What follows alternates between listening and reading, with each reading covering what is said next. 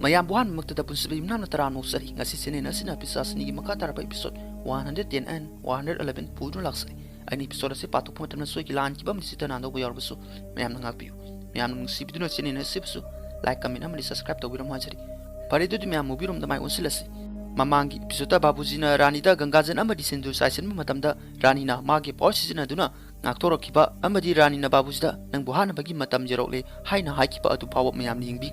masigi makata ba episode mayam na kudul tamjari hauji babuji na rani da nang na sakti yamna leirabasu mandir asigi manungda nang na krisu to bangamloi rani na mandir asigi manungda aina krisu to bangamdrabasu nang budi aina mandir asigi mapana puthokpa ngamgani hausti yenglo baloi Pishachini gi sakti ase hari mastagi babuji ase mandir asigi manungda sinsin ge tawri adubu rani na magi power season aduna babuji bu phakri aduga mapanda puthroktuna karai de sin ge tawri banu babu masidi haubuda ngari bani hairaga babuji ase matakta pahenduna thamli rani na nahang ai bu sahi kun mamangda box ta phajinduna thamki bani aduna raspu family da gi nangsu ai gi kuta siro haina tamlamlaba male hairaga bakuna babuji ase pairaga nuoktuna maya da hapsinduna babuji ase yosin khri parloi Pishachini oi kibitagi rani ase mi pabo yot pangamle hauji roki hoisu mandir ase da yorli makoina lakpada mapam musta mi amta leiramda basta ngakli aduga mandir ase da kakhalaktuna babuji bu kauduna thiri Papitana gangajan bottle amadi sindur kaya ama lai maida taaduna leiramli basi uri mastagi pakana roki hoi bu kauri aduga roki hoida dadaji gi gangajan ni tari basai akoina lakli base thingna bazala patraba thoktok thokraba zala haina nungaitan hari rokina nati piku akoi lan thingna ga dabni dadusu fangnaba thigani hari mastagi Papitana rani bu kauduna rani nang mapam asda lai hai bai khangi adu pangdaba narin pandaba nangi tumina ektek to ba habasai nangi hainabini mamangi lanfam da su dibi imagi sakti ga mayung na bangam da badagi sien kibani aduga hoksina nangna plan anoba ma tawriba mangna leptuna mayung na bangam drabani na tumin etek tawribani ne nangna na thawna le ragati ai ki mangna thorahu haina rani bu lauduna kori matam adu da mandir da lediba bel singa si hairaktuna king bahorule somdana bablina mayamda mandir gi bel gi makona se asidi yum pawpa tare anadi asumna kresu ta kitabani Sudakana babuji su mandir sat ki base fanadi kuire angang singsu sat ki basta makoi gi phone su amada sati hari somnana ngaipna yararoi akoi tumina leithokpa yadi akoi soidana awapamda taramlani akoi chalaga yinglusi hairaga satke tawri sekhana mamada Papitana akoi bu mapam asta leiram haibdu kaurabra ngaktanga ngaikasi makoi soidana halakani hari thomnana isorbu khuramjuduna makoi kudimapu nakpi senbiu haijari somdana rani asi masasi wangkatuna nuoktuna throkle mastagi roki amadi bidyana makoina purakpa thang adu puthroktuna rani de etek tongnaba sem sari rani na karemna duna nakoi humdi aina pitruk pikna uri aduga nakoi na pari ba adu sana po natra sana po aduna ai buhana ba lakli bani ne hairaga nokli Papitana rani da dadaji krai de laikhrabaki mangona karim da tawba yaroi ai dadaji ko unaba pami haina lauduna rani da hari rani na muka su karemna duna kanano dadaji hari basipo mak swaidra kari no male hobadaine o ai ningsing lagli mangna yamna swaid sabing nganglamani aina ngangli bado lepna bagi aina hairaga Papitrada karisu pakat kanu aina mongonda karisu asok apanba thon kiba amata leiti adubu aina mabu nungsina thangalaga yot kibani nakoina tanjo sinbagumna haina kariamna na Papitrada hari asum hari basta roki woti angakpa nungai ta bahabidu ore rani na thagорактuna sakrabnina tumba horamnani hari Papitrana adum to wabse karisu oithoktabani haina masinda sonjari hauji roki asima pupu hat kibadagi sauna rani de etek tawnaba sensilagli adubu rani na magi pos season aduna roki bu paithohan kirami mastagi bidya amadi Papitrasu roki gi meara sensilaglaga roki da sok prahangi roki na rani da nangbudi lemna thararoi haraka etek tawnaba amuk tawri Papitra amadi bidyana roki bu pharaga roki hatu tawgano tapta haraga roki bu themli rani na nakoi ani na tawri basibu karino amana taptaba amana sogatpa adubu nakoi ani gi marini adubu aji salagi saru bagi puksu tale ngak potharu ki ge haraga setke tawri mastagi Papitra rani bu kauri aduga hari dadaji bu halaga nang mafam mastagi hingna satpa yaroi masigi serakti nang phangba tabani haraga magi dibik sakti edu sizina duna rani da maithon duna etek tawri adubu rani na karisu thau sadana magi khudom biesdagi power sizina duna ngak thorakle aduga dibida asi Papitragi makutagi ngali ba asi sumut khri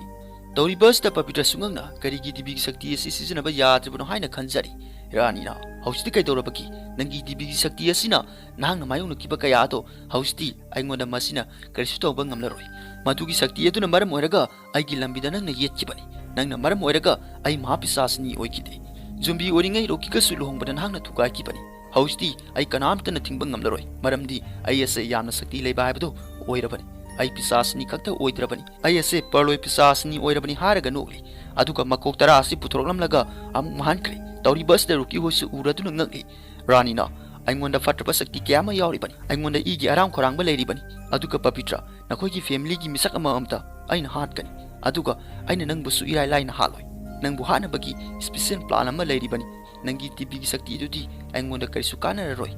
aduna nangbu irai laina hatpa yaragani haraga noklaga mangkhre hauji rani na Pavitra bu irai laina maithiba piba ngamkhre kapa pisastagi sakti pangkipatagi hauji Pavitra si nungaitana kapsari matamaduda mak makuk ase ngaurokli masdagi Rocky na Pavitra pu ngakpiri asunna makoi babuji bu kauduna kapsari next inda Pavitra hoi memda halaktuna pau pumba mapa hoi da tamli pau asi taraga sudakana kari haiba babuji bu asumna oithokpa yaroi Rocky mase aran bani hari leiri batai su nungaitana loina kapsari Rocky na mapada mase aseng bani hari adubu sudakana mase kamdona thoklibana hangli manhorna sudakada baya akusu imai pa leitaba haibdo ori babuji su leikitra haraka kapli Pavitra na aina dadaji bukan bangam kitre aina sem sari ba kaya ase lusinda bahai basu ori aina nokoi ki thajaba su manghale ai mai thire hairaga kapsari somnana nate Pavitra hairaga Pavitra bu thiamli bidyana ma asin aibu magi mohut silauna bagi thaudang ase sinaramani thaudang ase aisu pangthuk pangamtre nasaki mathauti mayam bukan bisni adu bungam kitre hari bablina masada isanupi aina haribse taw nangdi tambada ngari bani masidi nangi nara laiti thoki ba kaya asta kanamta landi hairaga masabu koli manohorna rani ase sakti yamna leiba haibdo oikre makok tara panma pisasni gi maramda akoi amu phawa tadri maga akoi ga mayukna haibase oitokadaba mati Rokina magi makok tara pangira lising pangira karimda thoidokti maga mayukna bangamna bagi zumbi oi wahirbasu ai zumbi oirbasu oigani aduga rani bu harkani Pavitra na rani na pamli base ai bu harpasini lampam base ai amadi magi maraktani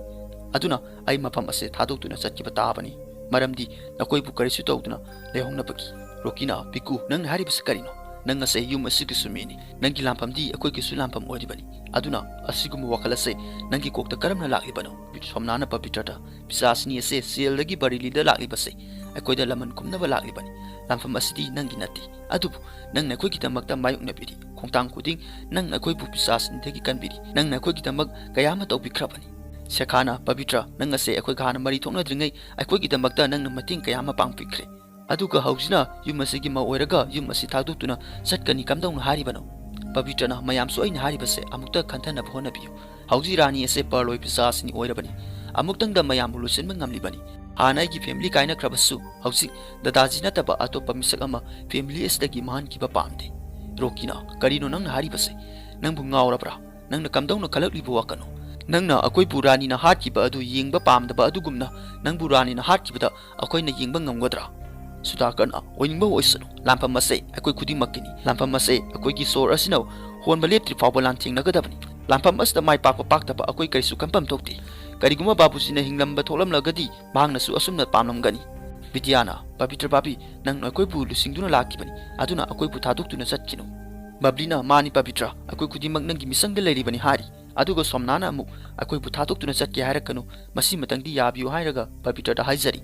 Rokina Pavitra da akoi lampam masigi sem sadaba yadabani mangunda laman kumdaba yadabani masi amita aunty party uncle sanchit baya amadi dadugi makoi khudi makki laman kungadabani hari asumna Rokina hari bas da mayam si loina yari next inda rani ase yum masda sangba ngamdana bagi lai gi polam kaya ama yungi mamangda thamli Vidyana akoi section leitaba yadabani haina mayam da hari somnana lampam masda akoi Pavitra gi mating pangdaba yadabani pisasni dagi akoi pukan mangamgadori base Pavitra khaktanani Vidyana hauji Pavitra babi ase matanda thadokpa yade hari asumna wari sanari base Pavitra na matakta gi loina tari atuga hari mayam asina rani bujum masta sangba ngamdana bagi kya do honari ba hain haraga ma ase makuk amung arokli aduga amu khali yum masta ledi basing butik ta kaidana leina bagi ai thaba amadi pangtok taba yade haina kanjari asumna numidangi matamna sekana thong hangdoktura makoina rani sangba ngamdana ba sem ki ba kaya atu karisu toktabra haina yengli adubu karisu toromtre mastagi seka asi setke tobaga magi masada amu bamai kuna pankre mastagi seka asi wakanamada tumina satkri tauri base rani na tawbo iramle aduga rani na maiku asina seka nangdi tungkrani hairaga mabu sangba ngamdana ba thamliba kaya ase nelaga lagli masigi matung Pavitra na lakpada yum masda uri wari kaya ma leiramle aduga rani na sangba ngamdana ba semja kiba kaya asus loina sai khaiduna leiramle Pavitra tauri base Rani na taubani haba kanglami. Pavitra na Rani ki fatra basakti asina hen kibana tauri bukuti mase ari matare. Adubu Rani di ekoi mangda lakti basina karigino haina sonjari. Aduga mayamna haikibu kiyas ningsinglaga lampam asi losinba tabani. Family estagi kanamta mangdana bagi. Aduna ai thanta maga lampam asta mayungnaba tabani haina khanjari. Somdana Rani na lik amada mai sahanduna Pavitra lampam asigi sem saro haina haijari. Masigi matung Rocky amadi Pavitra pamungda pamduna leri. Aduga Rocky di mapuga maga kamina kibagi photo odo yengduna leri. Adubu Pavitra na Rocky da ina kamtongna haikani. Akoina Rani sangba ngamdana tauriba kaya ase ari matare haina khanjari. Hausi mahakse amuksu makok ngauroge. Rocky na Pavitra da ising pitaktuna kaidorabagi hangli. Pavitra na waman badagi kok ngauribani. Rocky na nakpotaba daba yadabni tumlo hari. Pavitra na ai tumningba paudi hari. Aduga magi wakhalda Rocky se tumandaba yadabani. Aigi thaba ase taunabagi haina khalli. Hausi Rocky su Pavitra da ngathaduna tungkhri. Pavitra na aisu khangi Rocky aina taugi khanjari base nangnadi khangba ngamloi. Masigi aseng base kona khanglaklaba matamda nahang angakpa habitu oigani. Ai yum masi thadoktuna chattaba yadabani. Nangondagi bidai lautuna adusu kana khangadana tumina. Masigidam aibu warogano. Maram asina aigi wasak ase thugairabani. Nangondagi lamna chatkadoribani. Masi nataba aingonda atopa lambi ama leiramlagadi masigi khongtang ase aina lauramloi. Adubu aigi thamoi asina ai ungtin numidang tatan hari lampam ase aigi ni haina. Rani amadi aigi lampam asda atopagi thawai makrapati masigi pap aingonda pugani. Aina aigi puroiba amadi aigi family singi thawai bu manghanba pamti. Anumanji tasu aina borni jari aigi thamoi asina pamliba Rani bu halaga nangi nanakta amu halakpa nanga punsi super leminaba. Adubu masigi lampam gidambak ai salani. Lampam masta karigumba kaya ama thokiba yai. Karigumba ay amu halakidrabadi Rocky nang masim tang diningsingpyo. Akoy ani ki punsi kongsit asidi handaki mapok asigi khakta nate haiba. Matangi mapokta akoy ani amuk thengnasi. I love you Rocky hairaga nuksina Rocky ta subli. Aduga haukraba makoy ani ki thawdu kaya ama ningsinglaga kapli. Matam aduda kanakum ama satkipaki mamitari basi Pavitra urami. Somdana Rani asi thongnawd mayada leiraga aina tawribasina Pavitra soitna tholakani haiba khangi haina haijari.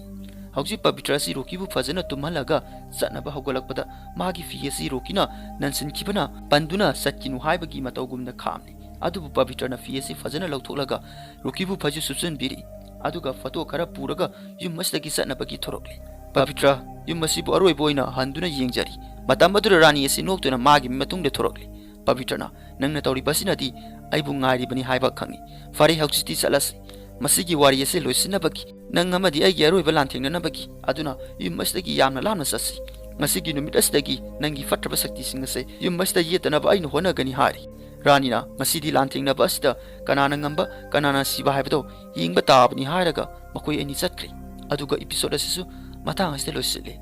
Meyang masigi episode asi matang asde loisinjari. Ani episode asi pathong matumda soikilanji bamdi sitana ndobo yarfasu meyam ngapyo. Meyam nung sibiduna sinene sibisu like aminam di subscribe to wina majari. Fredo di ma'am, matangi episode ang tingnas. Asigi di, kain haras. Bye bye.